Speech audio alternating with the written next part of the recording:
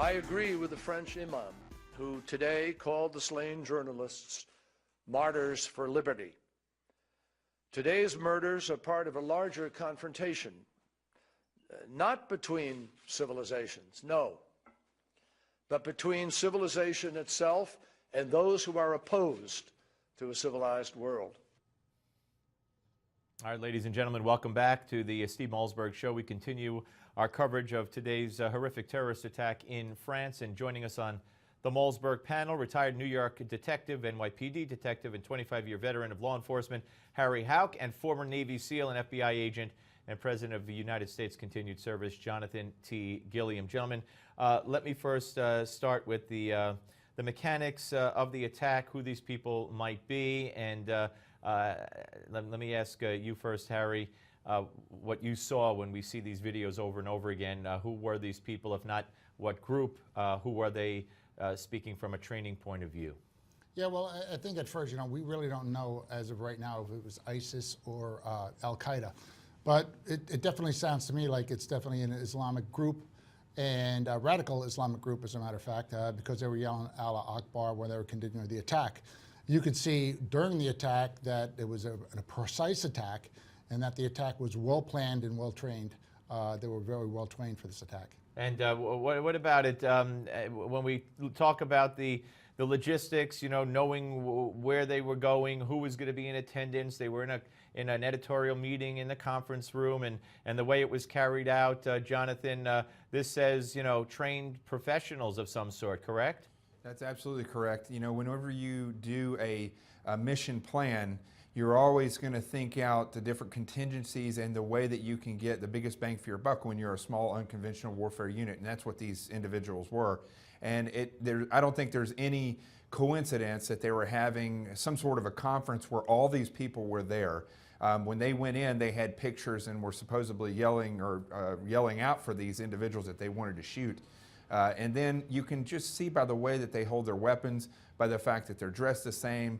They have, the attack vests on with all the ammunition on there, and the smooth and ease, the smoothness and ease in which they operated and shot. They didn't waste their rounds, and they didn't have any fear as they moved and covered each other and went back to the car, and even as calmly enough to reach down and pick up a shoe that was on the ground before getting in the car. I mean, that shows planning.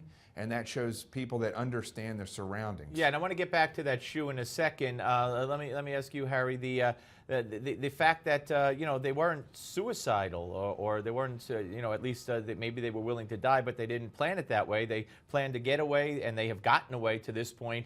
What does that tell you as far as again who these people, the training they had? Well, it seems to me that they definitely wanted to try and get away. They were wearing masks. All right, they were all wearing all black. They had a route of escape.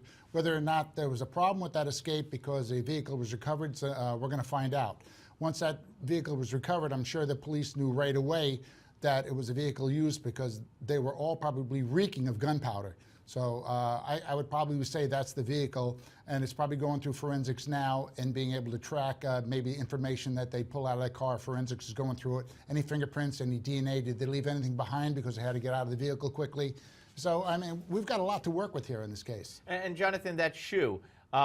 First of all, I also want to bring up how calmly, and we saw this in the video, one of them went to that ailing officer who had been wounded and laying on the ground and looked up to the terrorist, and then the terrorist, shot him, just killed him, shot him very calmly, very coolly, and then went back to the car.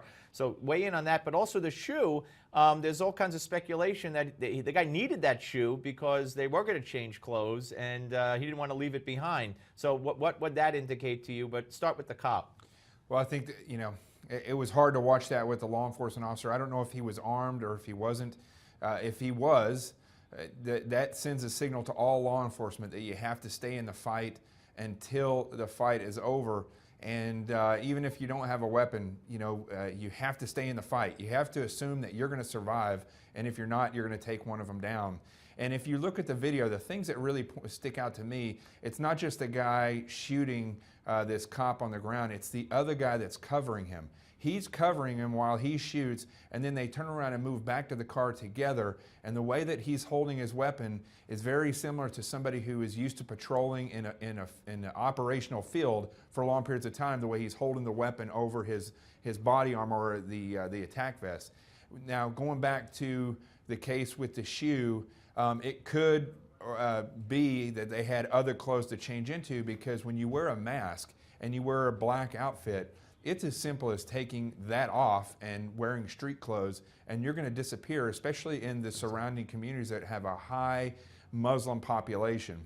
All right, yesterday we had Jonathan on, and he talked about a piece he wrote describing the things we need to do to stay safe in 2015. I want to get the expertise of both Jonathan and Harry to talk about, God forbid, the possibility of that happening here, and what we could all do to be on high alert as citizens. We're coming back with more right after the break.